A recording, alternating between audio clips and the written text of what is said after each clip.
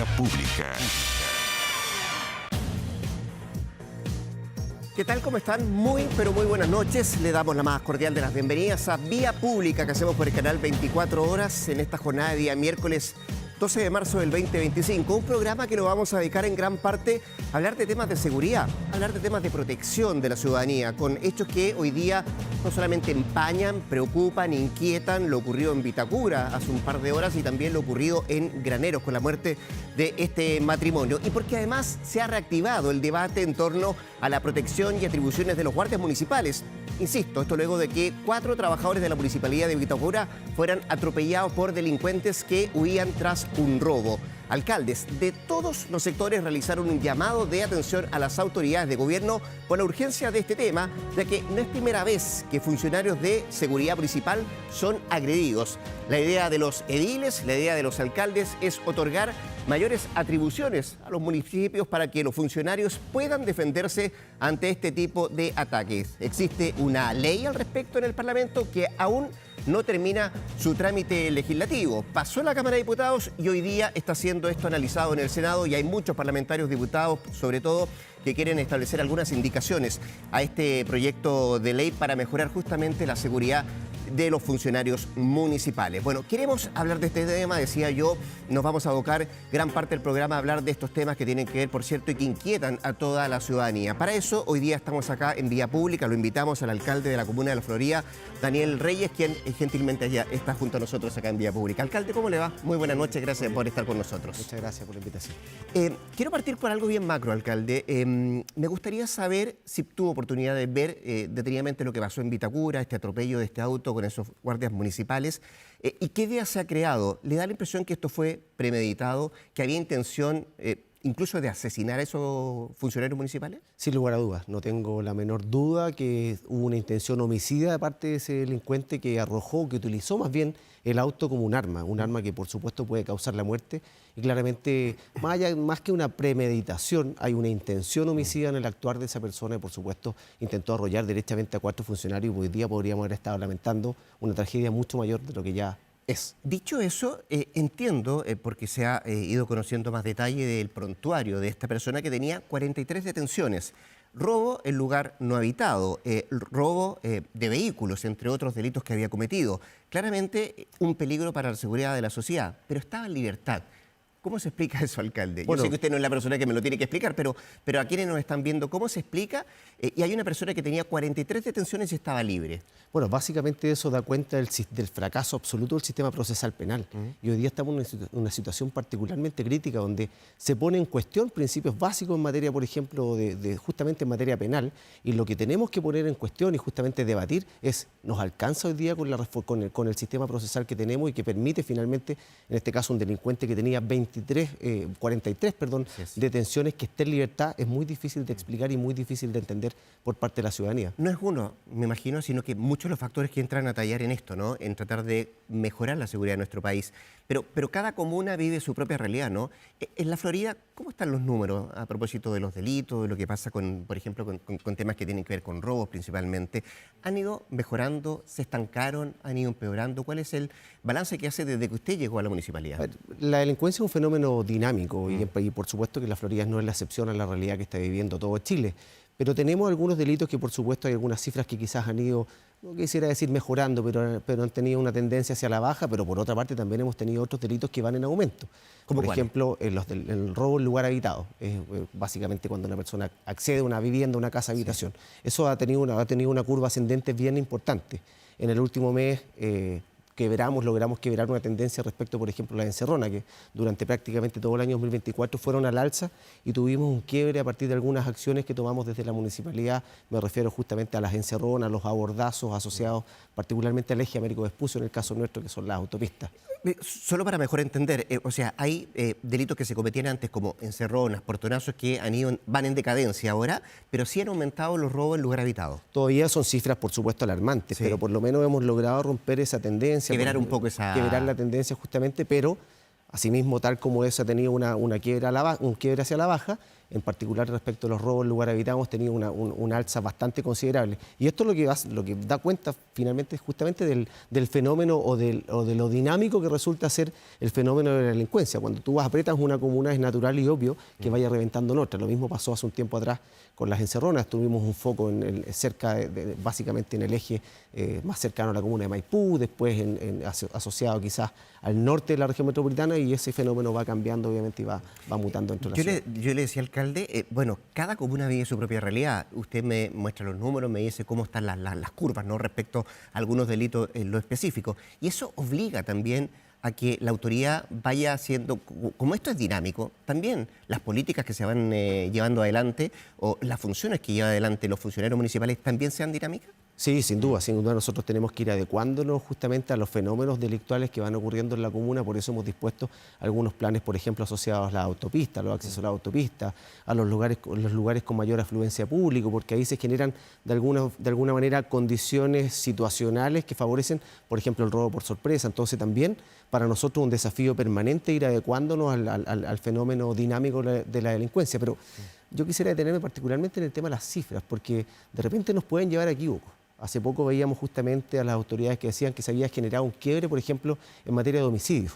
Y eso, la verdad, sí, la polémica está dada porque hay cifras que no concuerdan, por ejemplo, la que entrega Carabineros, la que tiene el Ministerio Público. Hay algunos datos ahí que hay que mirarlos con mucho detenimiento. Sin duda, sí. sin duda. Pero más allá de eso, el fenómeno del crimen organizado, lo que nosotros hoy día estamos viendo, y todos los expertos lo señalan, es básicamente disputas a nivel territorial entre bandas por el control del territorio. Claro. Entonces es natural que aumente la violencia y, por supuesto, aumenten los homicidios.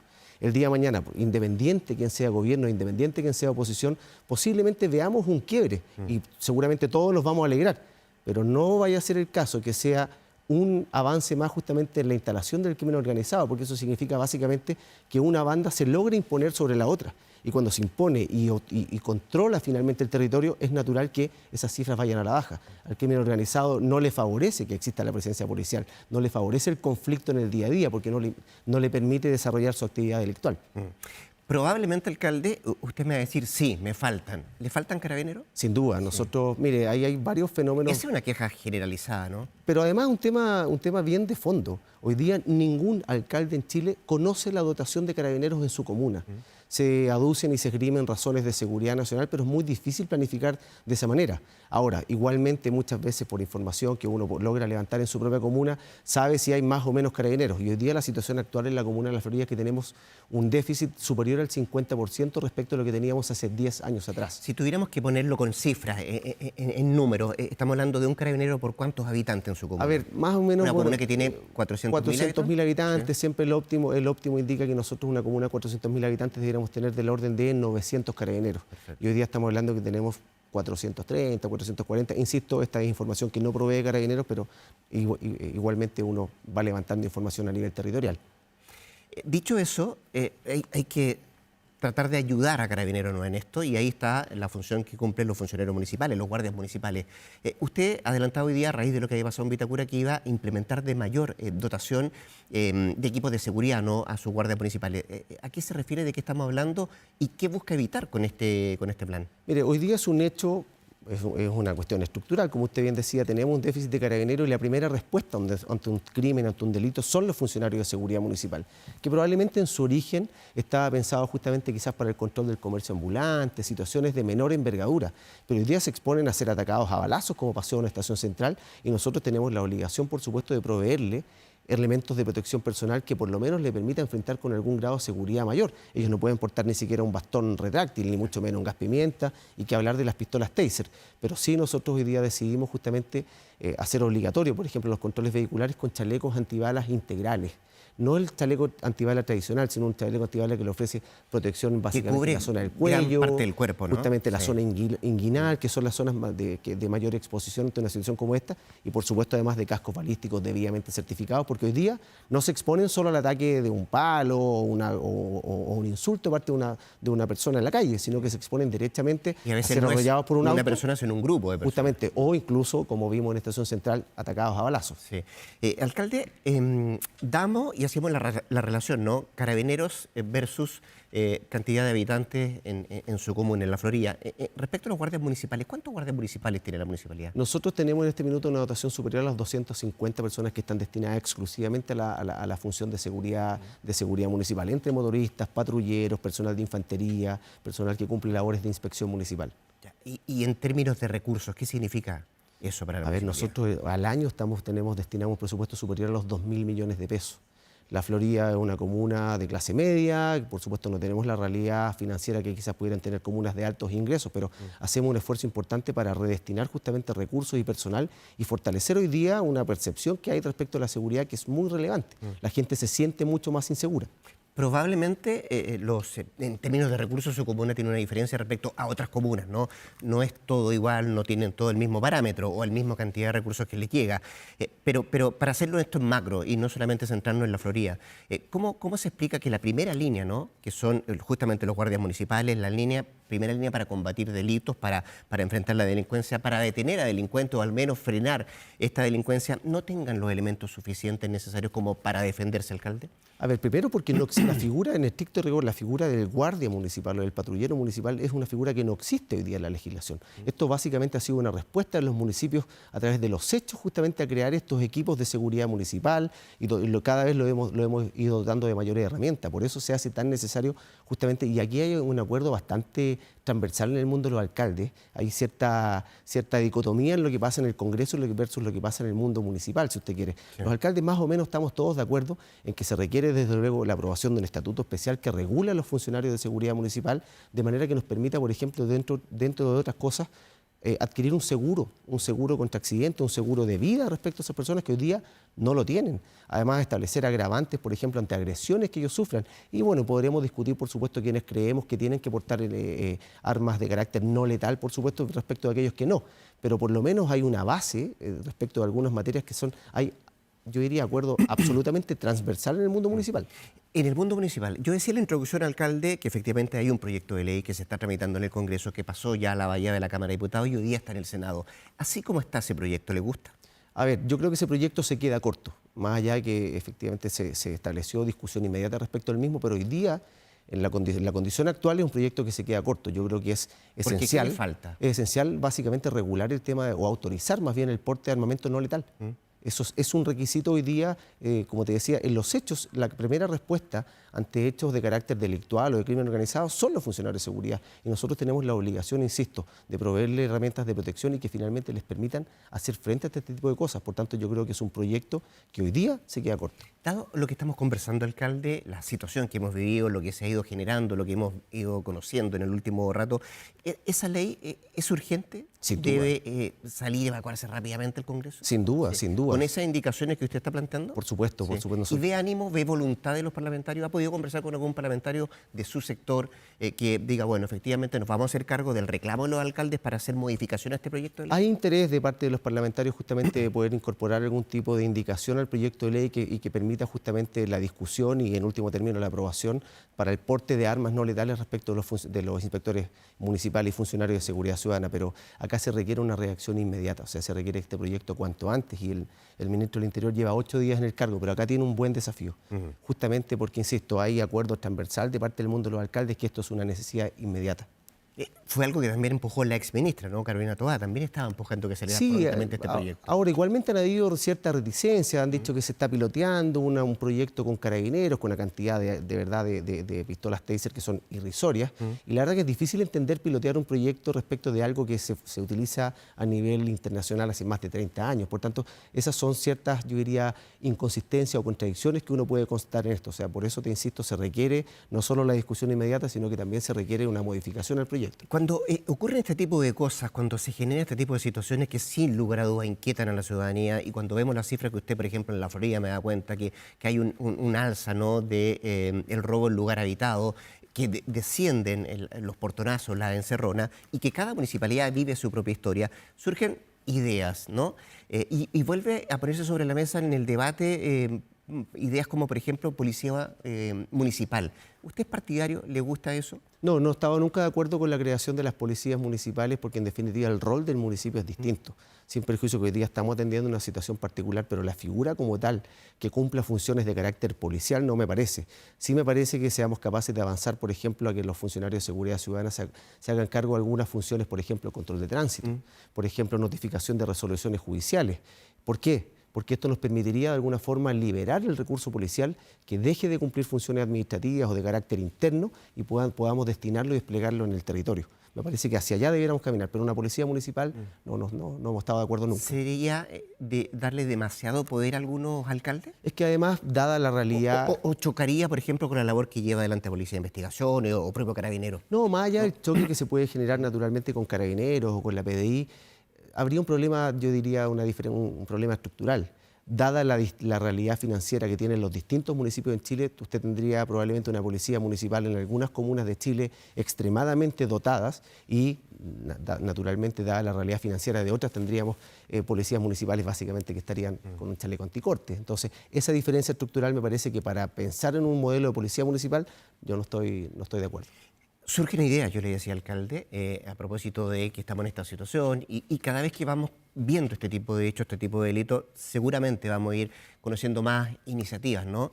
Estamos en un año electoral, hay elección presidencial, hay elección parlamentaria y muchos se ponen, dicen, un poquito creativos, ¿no? Pero hemos visto también videos, hemos visto también posturas y posiciones que llevan a la gente a armarse. ¿Usted le parece sensato, le parece una buena idea que la gente pueda armarse? Uno nunca quisiera llegar a ese escenario, pero la pregunta previa es, finalmente, cuando la gente no encuentra respuesta en el Estado, por supuesto que existe una pulsión natural a tratar de proteger a los suyos. Por tanto, en ese sentido, si una persona cumple con los requisitos que establece la ley, por supuesto que tiene derecho a portar armas. Insisto, no es el mundo ideal, pero el mundo ideal choca justamente con este principio de realidad. Y si las personas, y eso yo creo que es el tema de fondo, si las personas no encuentran respuesta en el Estado, como tú bien decías, van a empezar a buscar alternativas y una de ellas, por supuesto, va a ser armarse. ¿Podría generarse una espiral de violencia a propósito de eso? De que tanta gente pudiese armarse por lo que usted dice, por el temor, ¿no?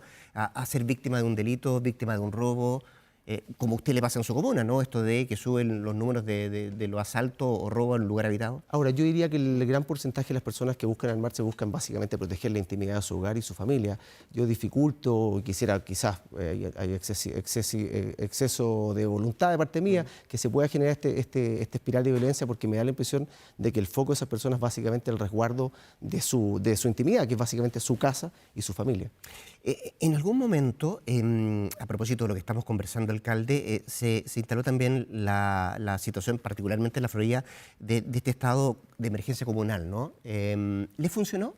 Lo que permitió... ¿O funcionó en la Florida? ¿No era alcalde usted en ese momento? Sí, bueno, yo trabajé durante muchos años en la gestión anterior, sin duda, sí. Y lo que permitió ese decreto que estableció un estado de emergencia comunal asociado a la delincuencia, en ningún caso, como se ha querido hacer creer, significa que es un estado de excepción constitucional, como los que están regulados a nivel estatal. Son cuestiones más administrativas, ¿no? Son más administrativas, sí, que te permiten, dentro de otras cosas, por ejemplo, redestinar personal dentro de la misma planta municipal a cumplir labores de emergencia, efectuar modificaciones al presupuesto de la municipalidad para redestinar recursos también. Déjeme quedarme con la primera. ¿Se redestina ese personal, pero para funciones de qué tipo? Por ejemplo, ¿Gente que está preparada para esas funciones, por eso se le redestina? No, porque se utiliza, por ejemplo, para la fiscalización de patentes comerciales. Perfecto. Y eso, a su vez, a usted le permite liberar recursos del área de seguridad para cumplir funciones de carácter más operativas, si usted quiere. Entonces, en ese sentido, nos permite ir liberando personal para cumplir labores en la calle, básicamente. Y genera que la posibilidad de obtener recursos sea mucho más rápido, ¿no? Más que obtener recursos, porque básicamente eso significa de la misma municipalidad, justamente sí, redestinar recursos dentro del propio municipio, obviamente, para desarrollar acciones, por ejemplo, la adquisición de material, elementos de protección personal, por supuesto, aumento de las dotaciones de las flotas vehiculares para seguridad, tiene un impacto y por supuesto que nosotros lo hicimos y nos dio buenos resultados. ¿Y por qué cree que se generó una polémica cuando el alcalde de Ñuñoa, el alcalde Sichel, ¿no?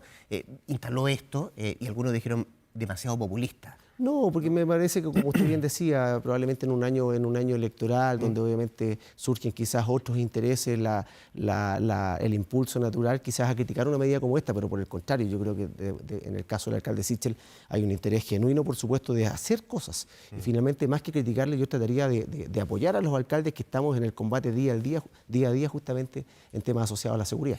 Es cierto que también con esos recursos, ¿no? A través de esta emergencia comunal, se permiten generar o crear o pavimentar, no sé, calles con lomos de toro que reduzcan la velocidad, que les sea más difícil a quienes, por ejemplo, roban un vehículo, van a saltar y quieren escapar, que puedan transitar por esa vía. Es que justamente cuando uno habla de seguridad, uno habla desde el punto de un concepto ojalá lo más integral posible. Y como usted bien dice, de alguna forma ir generando condiciones espaciales que dificulten la comisión de un delito. Por ejemplo, reductores de velocidad, que muchas veces se utilizan como una especie de vallas que obliga a que el vehículo tenga que hacer una especie de slalom. Eso de alguna forma dificulta que un delincuente en un auto pueda generar un abordazo, lo mismo con la iluminación, por supuesto la mantención del arbolado urbano, de las áreas verdes, son condiciones que de alguna forma facilitan o dificultan la comisión de un delito y van en la dirección correcta.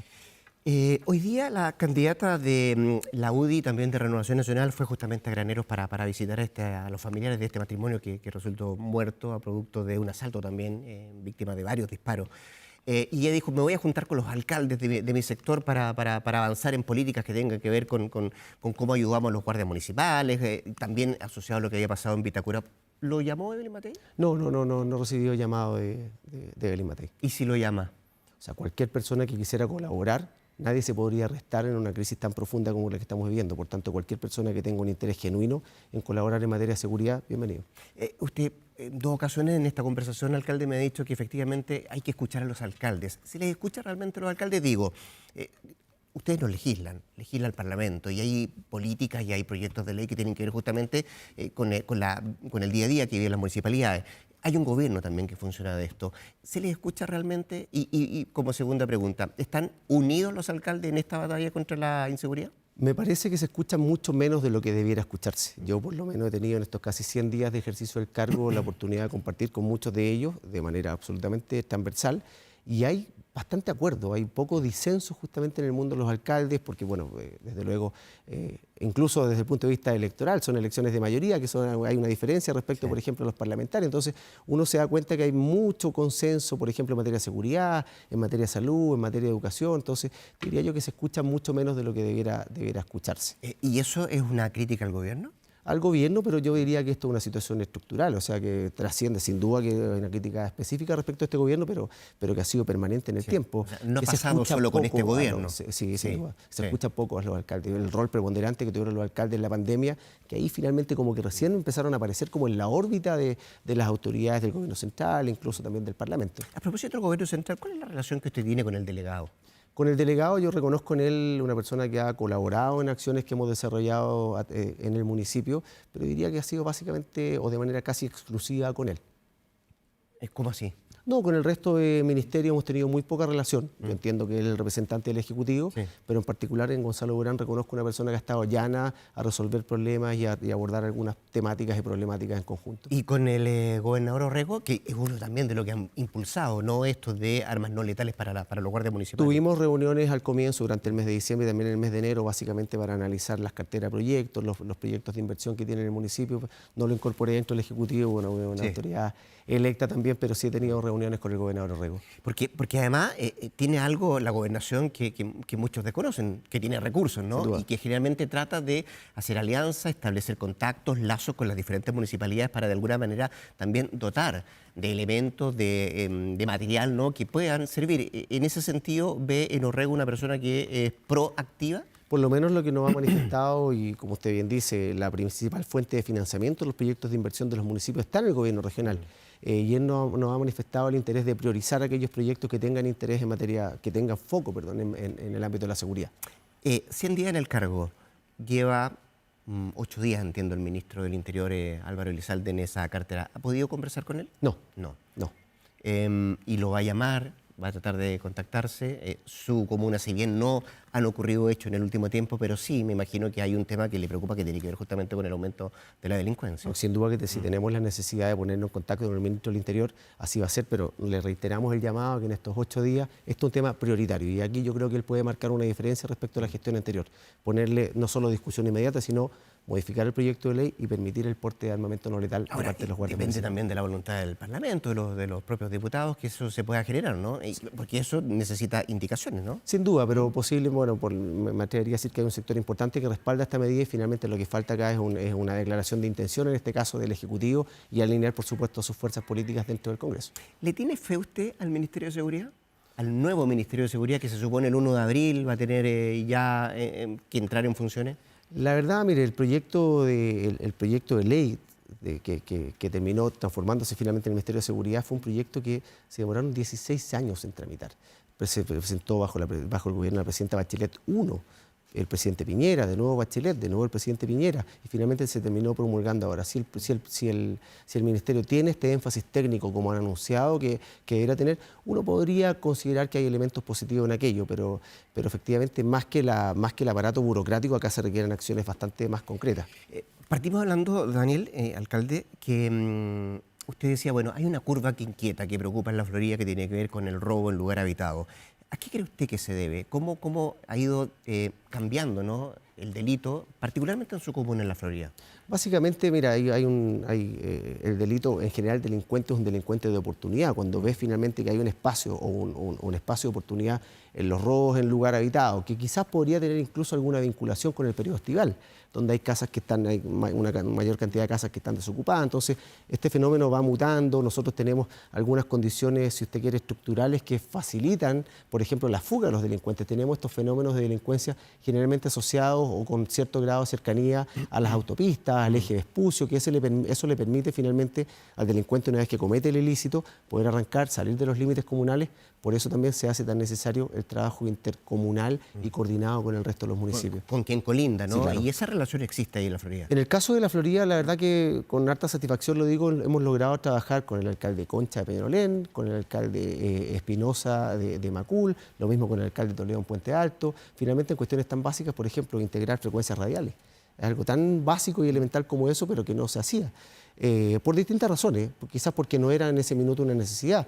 O a lo mejor no estaba la implementación, digo. No, porque el fenómeno estaba mucho más acotado, pero hoy día estamos viviendo una crisis tremendamente profunda, por tanto nos ha obligado y nos ha forzado justamente a las autoridades que salgamos, entre comillas, del razonamiento tradicional o más convencional y busquemos alternativas, integración de frecuencias de radio, compartir información de cámaras de televigilancia, compartir información, por ejemplo, asociada a las rutas de escape, porque hay obviamente un trabajo coordinado con los municipios colindantes.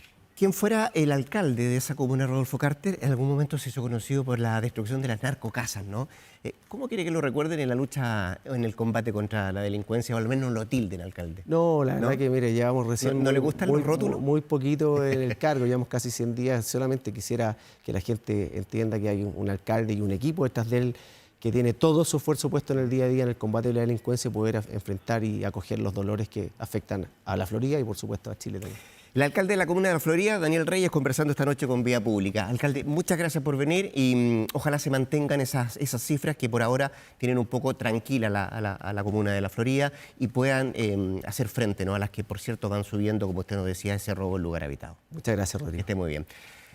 Al inicio del programa, decía yo, íbamos a abocar gran parte del tiempo a hablar justamente de seguridad, ¿no?, de delincuencia. Y esta segunda parte la queremos conversar con Daniel Johnson, director ejecutivo de Paz Ciudadana, a propósito de las cifras que publicó justamente la Fundación de Victimización por robo o intento de robo, que tuvieron una disminución. Y por lo mismo, queremos preguntarle a Daniel Johnson, a quien ya estoy viendo en pantalla. Aprovecho de saludarlo. Daniel, ¿cómo estás? Buenas noches. Muchas gracias por atender a Vía Pública. Hola Rodrigo, buenas noches. Una buena noticia, cuando uno pudiese pensar, Daniel, que efectivamente como que la percepción podría indicar lo contrario. ¿Cómo analizas este último dato que ustedes trabajaron? A ver, es bien complejo. Por un lado, efectivamente, los delitos de robo, intento de robo, que es lo que nosotros preguntamos en esta encuesta, están disminuyendo y están en niveles que son bajos cuando los comparamos con el periodo previo a la pandemia. O sea, no es que sea este punto, el punto bajo en la curva, sino que estamos en los últimos 3 años en una cantidad relativamente baja de familias víctimas de este tipo de delitos. De hecho, son las cifras más bajas de los últimos 20 años. Entonces, ¿por qué, en la clásica pregunta, por qué la ciudadanía entonces está con esta percepción de inseguridad? Porque hablamos de una crisis de inseguridad en Chile cuando tenemos datos de este tipo de delitos que están bajos? Bueno, porque hay muchos otros factores. O sea, nosotros preguntamos por los delitos de robo, intento de robo, pero puede ser que estén bajando los delitos de robo menos violentos y los más violentos estén aumentando, por ejemplo. Eso no lo tenemos tan medido, pero sí tenemos medido otros delitos que sí han aumentado en el país y que por lo tanto pueden estar generando sensación de inseguridad. Por ejemplo, los homicidios, y no cualquier homicidio, homicidios que están vinculados a o que son vinculables a organizaciones delictuales. También han aumentado en Chile las extorsiones, los secuestros. Entonces hay tipologías delictuales que no eran frecuentes en Chile, que siendo también bien justo con los números, tampoco es que hoy día sean muy frecuentes. Hay otros países que tienen números mucho más altos que nosotros, pero este aumento fue rápido y estamos llegando a niveles que Chile no estaba acostumbrado. Entonces el nivel de temor no es tanto por la probabilidad de que yo sea víctima de un delito y me genere un daño, sino también con la percepción de aumento de la delincuencia a la cual yo no estaba habituado, y eso genera un daño gigantesco. O sea, lo importante aquí es no porque sea una percepción lo que estamos viendo de inseguridad, esa percepción nos genera daño en la ciudadanía está muy atemorizada y eso está generando daños gigantescos y costos muy grandes en la familia. Es súper importante lo que tú dices, Daniel, porque así como hay que ser justos con los números, ¿no? También hay que ser justos con la explicación que tú estás dando. Esta baja, ¿no? en este índice no quiere decir que no estemos bajo un tema de inseguridad, ¿no? Efectivamente. O sea, la crisis de seguridad hoy día se manifiesta en un aumento rápido de ciertas tipologías delictuales que son muy dañinas, que no nos dejan los niveles más altos de Latinoamérica, por ejemplo, pero sí estamos en homicidios, por ejemplo, más altos que cualquier país de Europa. Pero la tendencia es muy preocupante porque si se mantiene, si esa tendencia es sostenida en el tiempo, podemos llegar a números muy preocupantes no en mucho tiempo más y por lo tanto tenemos que tomar acciones hoy día.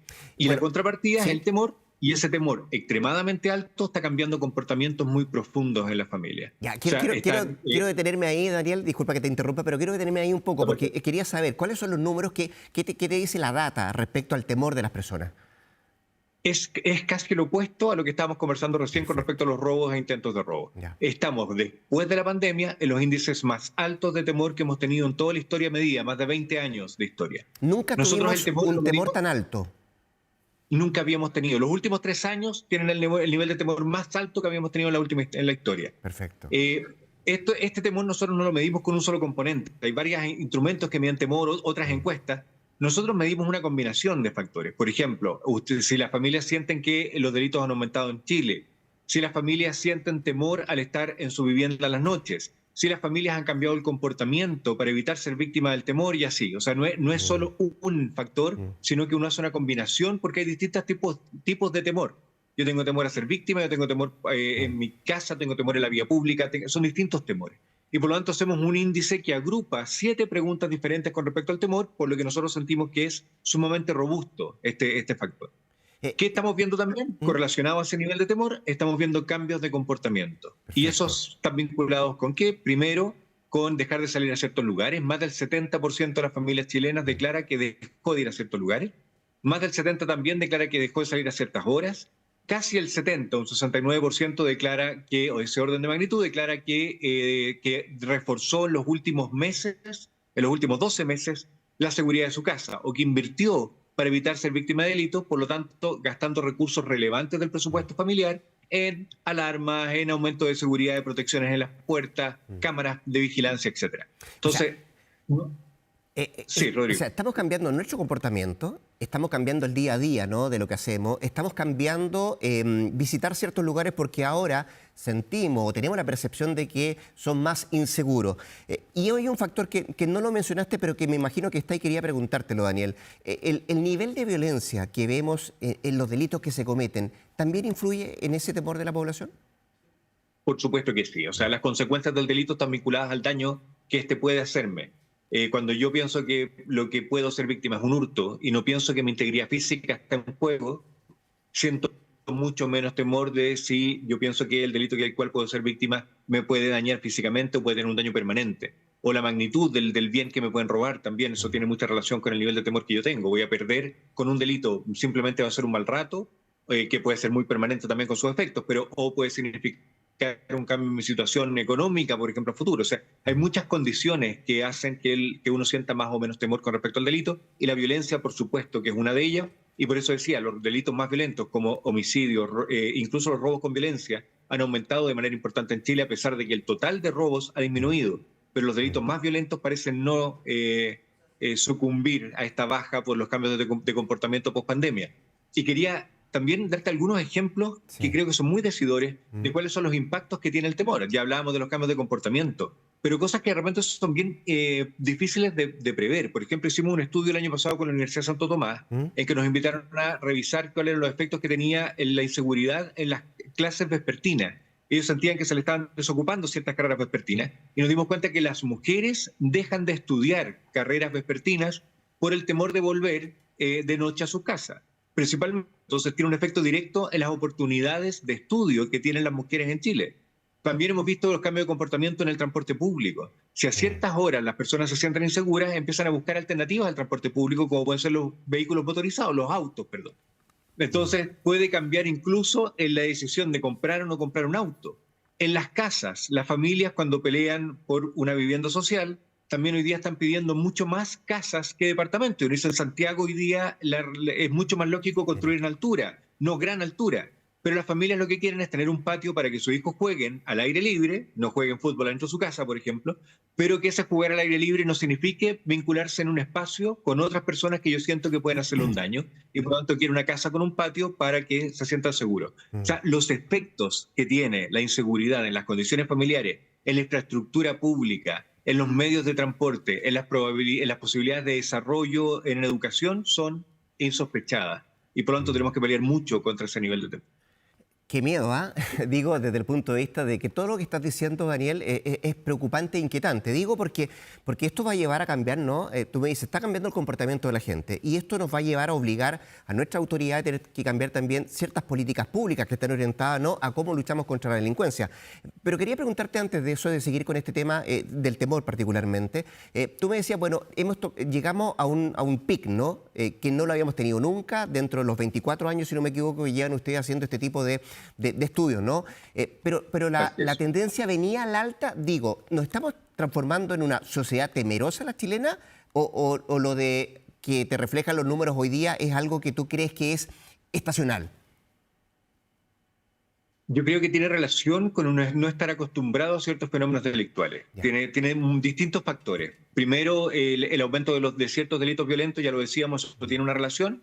También tiene una relación con el desconocido, y por lo tanto los fenómenos migratorios suelen estar relacionados no solo en Chile, en el mundo y en Europa. Lo que pasó con migraciones de Europa del Este, por ejemplo, también fueron estudiadas en su minuto y generaban sensaciones de inseguridad. El otro, cometa o no cometa delitos, el otro es un desconocido que yo temo porque no conozco cuál es el comportamiento que esa persona puede tener. Y en tercer lugar, pensamos que está muy afectado también por los medios de comunicación, pero no los medios de comunicación formales como este principalmente, sino muchos medios de comunicación como las redes sociales y el acceso a imágenes. Antes los medios de comunicación transmitían un relato porque no tenían imágenes de cada uno de los delitos que ocurría. Hoy día todos tenemos una cámara en las manos, se filman, hay muchas, miles de cámaras, millones de cámaras instaladas en las calles, por lo tanto la probabilidad de tener imágenes de cada delito que ocurra son mucho más altas, y esas imágenes nos hacen testigos de los delitos. Y es muy distinto escuchar un relato de un delito que ser testigo casi presencial, porque las imágenes casi me llevan al lugar donde está cometiéndose, y eso evidentemente genera un nivel de temor que es mucho mayor al que teníamos históricamente. Entonces hay varios factores. Es difícil tu pregunta de decir si esto qué tendencia va a tener en el futuro, pero pensamos que puede haber una tendencia que va a estar muy relacionada con la evolución que logremos tener, bien o mal, del control de los delitos violentos que están ocurriendo en el país. Mira, te hacía esta pregunta, tú me decías, bueno, no es de fácil respuesta, ¿no? Y te la hacía porque fíjate que tuve la oportunidad en algún minuto de hablar con el fiscal Carrera, el fiscal del norte, ¿no?, que llevó adelante toda la persecución contra el Tren de Aragua.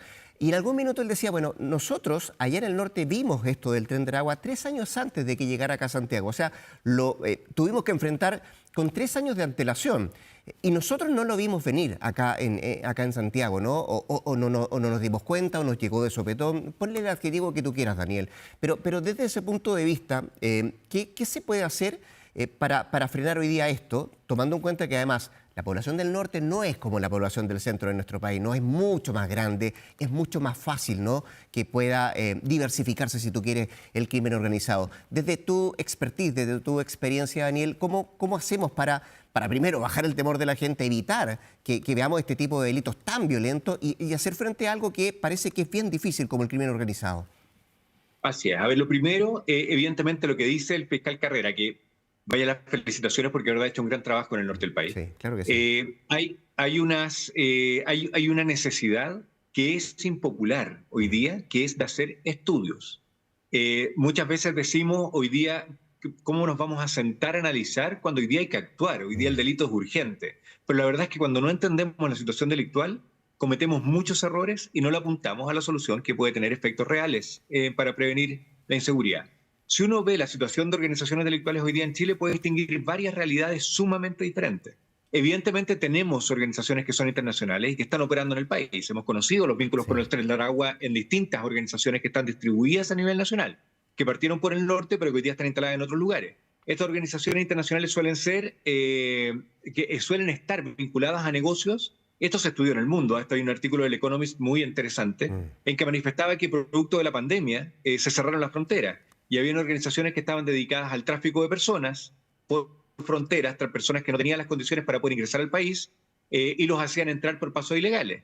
Cuando se cierran las fronteras por la pandemia, ese negocio se multiplica por muchas veces, porque ya no todos, muchos que entraban legales, ahora ya no podían entrar legales tampoco, y por lo tanto mejoró mucho el negocio para estas organizaciones delictuales, se expandieron a muchos otros países en Latinoamérica, transformaron el tráfico de personas a trata de personas rápidamente, después vieron que estas personas necesitaban un lugar para vivir, y esto pasó en Chile y en el norte hay muchos campamentos que se formaron así, en que vieron que le podían hacer a través de la usurpación de terrenos, venderle terrenos a personas ilegalmente a personas que estaban viniendo al país. Después, cuando le habían vendido el terreno, empezaron a cometer extorsiones para venderle seguridad. Cuando no pagaban las extorsiones, secuestros, homicidios. Ese vínculo delictual, esa trayectoria delictual la vimos presente en Chile, está principalmente vinculada a organizaciones delictuales que tienen vínculos internacionales y que por lo tanto y que no generan una relación directa con los vecinos. Ellos extorsionan a los vecinos.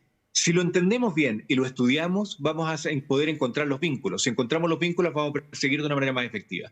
Estas organizaciones son muy distintas a las organizaciones tradicionales que operan en Chile. No que operaban, que siguen operando hoy día en Chile. ¿Se acuerdan el caso del CESPAM en Bajo de Mena? Hace muy poco. Sí. Ese caso era una organización chilena dedicada al tráfico de drogas que estaba defendiendo sus territorios. Estas organizaciones llevan años en los mismos territorios, son amigos de sus vecinos, no extorsionan a sus vecinos, incluso dan trabajo a los vecinos, pagan los funerales, pagan las necesidades de hospitales. Sí. Entonces, si uno entiende cuáles son las características delictuales que tiene cada organización, uno va a poder prevenir el desarrollo de esa organización de una manera mucho más profunda.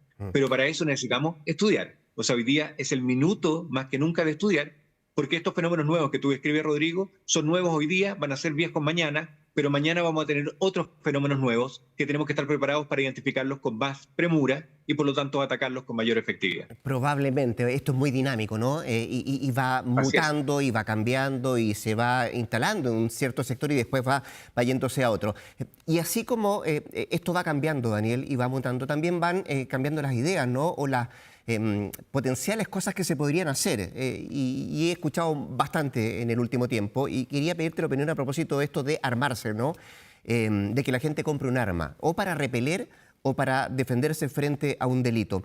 Dos cosas. No sé si te parece una buena idea. Y segundo, ¿qué te dice la literatura? ¿Qué te dice la data? ¿Hay data respecto a que efectivamente en ciertas ciudades, comunas, lugares, barrios, ha bajado el índice de homicidios, de violencia, de delincuencia cuando la gente tiene un arma en su casa?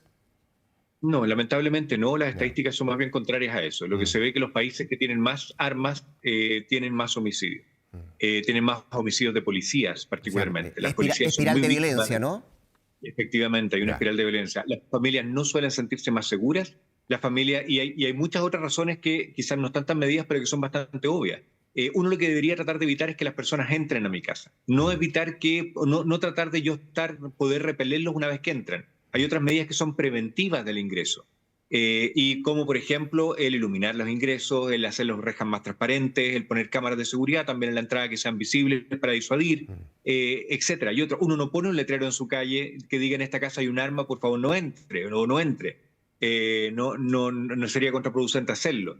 Y hay otras condiciones que son peligrosas. O sea, en el minuto en que uno puede haber disparado muchas veces a un blanco, pero la verdad es que enfrentarse a un delincuente es una persona que está al frente y la verdad la capacidad que uno tiene de usar el arma nunca va a ser suficientemente segura, uno nunca va a estar tan preparado. Las armas, si se sabe que están en una casa, son un blanco sumamente atractivo para una persona que comete delito. Entonces esa vivienda puede transformarse en un blanco más interesante y por lo tanto puede ser aún más victimizada. Los accidentes que ocurren con las armas de fuego en el interior de las casas son bastante altos. Sí. Y por lo tanto también es un riesgo. O sea, hay muchas características que hacen pensar que el armarse es una alternativa no deseable. Sí. Y hay muchas otras alternativas y otras políticas públicas que todavía no hemos explorado ni implementado en el país, que son mucho más pertinentes y que podrían tener un impacto mucho más positivo. Sí, te agrego algo también, y no sé si estás de acuerdo en esto, pero probablemente también puede transformarse esa arma en esa casa si es que entran a robar en un arma que puede estar también en manos de un delincuente, ¿no? Absolutamente. Y eso pasa muy frecuentemente. Sí. Daniel, permíteme hacer un paréntesis para llevarte a un tema y hacer una relación de lo que estamos hablando. Esto cómo va cambiando, cómo va mutando. Supimos la muerte de este matrimonio en Graneros, ¿no? Hoy día, en la mañana, en la madrugada. Escuchaba decir al presidente de la Sociedad Nacional de Agricultura que el crimen organizado ha ido trasladándose a las comunas rurales. Esto Granero, que está en las cercanías de Rancagua, ahí en la región de O'Higgins. ¿Te hace sentido que se van cambiando y ya no están en la ciudad misma, sino que están tomando otros sectores más rurales, el crimen organizado, digo? A ver, el crimen organizado va buscando oportunidades de tener los mayores réditos posibles con el menor costo posible. Eso lo hacen naturalmente. Son organizaciones y por lo tanto piensan como tal. No es pensar, no es un interés individual, no es una banda, no es como una pandilla de jóvenes que actúan más irracionalmente. En este tipo de delitos que son cometidos por organizaciones son mucho más racionales y por lo tanto van buscando oportunidades. No me atrevería a decir que mutó, no me atrevería a decir que están trasladándose y que por lo tanto vamos a tener una disminución de los delitos en zonas urbanas, pero sí estamos viendo nuevas tipologías delictuales y robos muy violentos con presencia de personas en las casas. Eso también es bastante novedoso, aunque no es que no hayan ocurrido en el pasado delitos cuando las viviendas tienen moradores en el interior, pero la verdad es que eran sumamente escasos. Normalmente las viviendas se robaban cuando no habían moradores en su interior. Entonces encontrar con mayor frecuencia delitos en que las personas que los cometen tienen la osadía de encontrarse con personas en el interior también es una tipología delictual que exige características diferentes en las personas que los cometen. Están preparados para otro tipo de relacionamiento con la víctima. Y eso sí es novedoso, y eso es lo que estamos viendo también, no solo lo rural, que evidentemente es muy preocupante, sino también en la forma de actuar en el delito, que también hace que tengamos nuevamente que identificar esas tipologías claramente para poder perseguirlas de una manera más efectiva. Me gustaría conversar más largo contigo, pero tengo que ir cerrando la conversación. Daniel, muy interesante todos los datos que nos has puesto sobre la mesa y, por cierto, cómo tratar de entender este fenómeno. Lo último, el próximo 1 de abril debiese entrar en funcionamiento el Ministerio de Seguridad. ¿Le tienes fe? Muchísima, pero estoy sumamente preocupado. Como fundación estamos preocupados. ¿Ya? Esta fue una política pública que nosotros impulsamos hace muchos años. ¿Por qué? Porque el Ministerio del Interior no tenía la capacidad de ser contraparte técnica del resto de las instituciones que tienen que hacerse cargo de la seguridad. Hemos hablado de que hay que hacer otras cosas. ¿Qué otras cosas? El involucramiento delictual. Es sumamente efectivo, se posterga porque parece ser de muy largo plazo y la verdad que por ser de largo plazo nunca se implementa y nunca solucionamos el problema con medidas más definitivas. Por ejemplo, en ese caso tiene que coordinarse con el Ministerio de Vivienda, Desarrollo Social, el Ministerio de Salud, el Ministerio de Educación por las exclusiones. Hay muchos otros relacionamientos que tienen que tener. Y también en la persecución y en el control tiene que tener un relacionamiento con las policías, tiene que tener un relacionamiento con la Fiscalía, con el Ministerio de Justicia, y por lo tanto tiene que ser un ministerio sumamente técnico que sea capaz de hablar el lenguaje técnico con las otras instituciones para lograr coordinarla. Si hacemos un vaciado de los mismos equipos que hoy día funcionan en la Subsecretaría de Prevención del Delito y en la Subsecretaría de Interior, la parte de la Subsecretaría que tiene que ver con el orden público y con la seguridad ciudadana, con la seguridad pública, no vamos a lograr cambios radicales. O sea, tenemos que definir perfiles de cargo para los cargos más relevantes del Ministerio que tengan características sumamente técnicas y elegir a las personas apropiadas para cada uno de esos cargos. Eso va a pasar ahora. Esto lo estamos construyendo ahora. Ahora se están eligiendo las personas. Si eso no se cumple, podemos hacer un gatopardismo brutal. Vamos a cambiar todo y la verdad es que vamos a quedar donde mismo. Pero tenemos mucha fe, creemos que hay una oportunidad. Hemos dicho esto sumamente fuerte, hemos tratado de difundirlo, lo hemos hablado directamente con el Ministerio del Interior hoy día y esperamos que se cumpla el compromiso de obtener al personal técnico más idóneo para los nuevos cargos que se están generando. Muy bien, Daniel Johnson, director ejecutivo de la Fundación Paz Ciudadana, agradecerte tu tiempo, tu disposición y hasta la próxima, Daniel. Muchas gracias y muy buenas noches. Hasta la próxima. Muchas gracias. Buenas noches. Muy bien, Rodrigo. Nosotros aprovechamos de hacer un pequeño corte, una pequeña pausa acá en Vía Pública. Nos queda todavía un bloque, ya volvemos.